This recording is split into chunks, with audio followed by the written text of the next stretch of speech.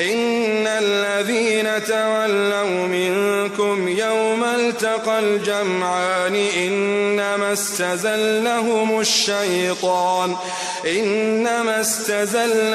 الشيطان ببعض ما كسبوا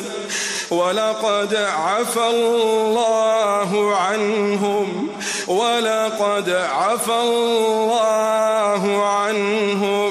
إن الله غفور حليم.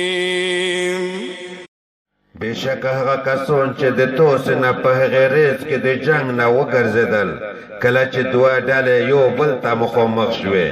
بشک همدا خبره ده چې شیطان دوی د خپلې ځینې ګناه د عملینې په وجه شویولې وي او خامخا یقینا الله تعالی دوی ته معافي کړې ده بشک الله تعالی ډېر بخښونکی ډېر تحمل والا دی. بشک يا أيها الذين آمنوا لا تكونوا كالذين كفروا وقالوا لإخوانهم إذا ضربوا في الأرض أو كانوا غزا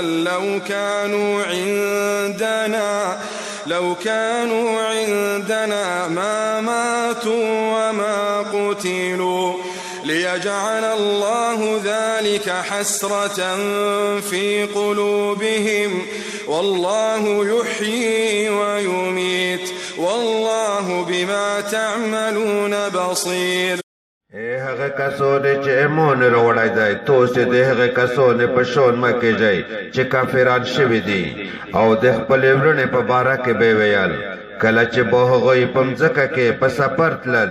یا به هغوی غذا کوونکي وي که چیرې دوی د موږ سره وای نو دوی به نه وي مړه شوي او نه به وژل شوي وای د پوره د دې چې الله تعالی د دوی دا ګمان د دوی په زړه کښې د حسرت او افسوس باعث وګرځوي او الله تعالی ژوندي کول او مړه کول کوي او الله تعالی هغه عملونه لره چې تاسو کوئ شل دین کوي.